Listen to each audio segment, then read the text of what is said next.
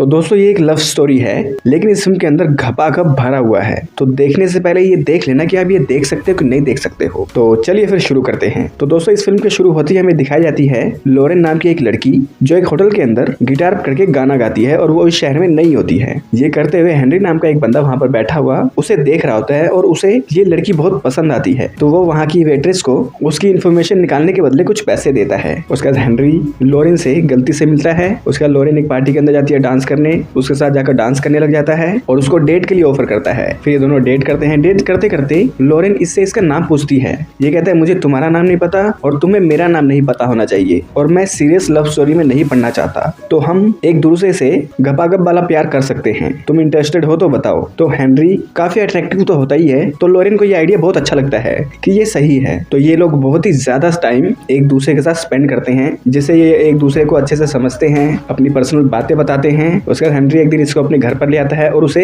एक बहुत बड़ा पियानो गिफ्ट करता है। उसके बाद उसे वो अपना जिम दिखाता है। फिर अपने घर पर ले आकर अपने गार्डन में उससे प्यार भरी बातें करने लगता है। उसके बाद इवनिंग में हेनरी लोरेन से घपाघप वाला प्यार शुरू कर देता है, जिससे लोरेन भी बहुत ही पसंद करती है। उसके बाद वो सेकंड राउंड भी ट्राई करते हैं और फिर नेक्स्ट मॉर्निंग लोरेन रोल प्ले करती है और ये दोनों बहुत ही ज्यादा एंजॉय करते हैं। फिर दोपहर में भी ये लंच करने के बाद शुरू हो जाते हैं और रात को एक साथ वो सब कर एक दूसरे से लिपट कर सो जाते हैं। और फिर अगले दिन हेनरी उसे एक जगह पर लेकर आता है जहाँ पर पूरा क्लब खाली होता है और वहाँ पर एक पोल खड़ा होता है और लोरेन इसको पोल डांस करते हुए इसको काफी अट्रैक्ट करती है और इससे प्यार करके इसको संतुष्ट करती है। और हेनरी कहता है कि मैंने बहुत ही टाइम बाद कुछ ऐसा अनुभव किया है और इसके लिए वो उसको थैंक यू भी बोलता है। और यहाँ पर हमें पता चलता है कि ये दोनों एक दूसरे के लिए परफेक्ट है। और तभी कुछ दिन बाद हेनरी से मिलने उसकी एक्स आती है, लेकिन हेनरी कहता है कि मेरी लाइफ में कोई और आ चुकी है तो अब तुम मेरे पास मत आओ। लेकिन एक्स कहती है ये तुम्हें बहुत ही महंगा पड़ेगा मुझसे ब्रेकअप। उसके बाद लोरेन अपनी मदर की बात बताती है कि मदर ने इसको काफी ज्यादा टॉर्चर किया, वो उसके साथ नहीं रहना चाहती।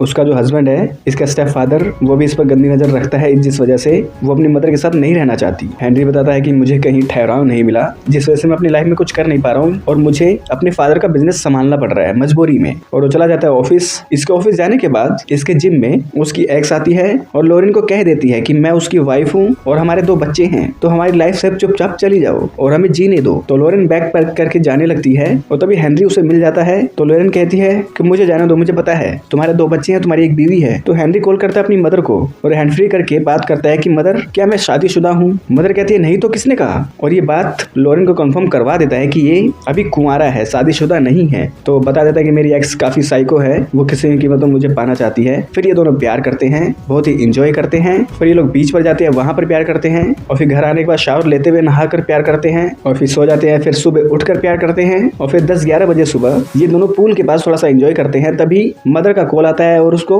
गालियां देती है लोरेन को। तो फोन आंसर करता है हेनरी और कहता है कि दोबारा इनको कॉल करने की कोशिश मत करना मैम, और उसको संभालता है। दोनों एक दूसरे से प्यार मोहब्बत की बातें करते हैं और अब ये दोनों समझ चुके हैं कि हम दोनों एक दूसरे के लिए परफेक्ट हैं और ये काफी करीब आ जाते हैं। और तभी एक दिन नोटिस करता है हेनरी कि लोरेन का एक्स इसको कॉल करता है बार बार। तो ये बात उसको थोड़ी सी बुरी लगती है, अटपटी लगती है कि लोरेन मेरे साथ है और वो बंदा उसे फोन कर रहा है। उसका लोरेन का बर्थडे होता है और लोरेन का बर्थडे कब आता है ये बात उसने हेनरी को कभी नहीं बताई थी, तो उसे थोड़ा सा अजीब लगता है। और कुछ ही देर बाद हेनरी के फादर का एक्सीडेंट की खबर मिलती है। वो लोरेन को लेकर हॉस्पिटल आता है और अपनी फैमिली से ही मिलवाता है और इसकी फैमिली को लोरेन काफी पसंद आती है। और मदर भी कहती है कि ये पहली लड़की है जिसे तुमने हम लोगों से मिलवाया है, क्या ये स्पेशल है। हेनरी कहता है हाँ। फिर दोनों एक दूसरे से प्यार करते हैं और सुबह मदर लोरेन को बताती है कि तुम पहली लड़की हो जिससे इसने हमें मिलवाया है। उसके बाद अपनी फैमिली को अलविदा करके हेनरी के घर पर चले जाते हैं, थोड़ी सी बातें करते हैं। और तभी थोड़ी देर बाद जब लोरेन नहाने जाती है उसका एक्स कॉल करता है। फोन उठा लेता है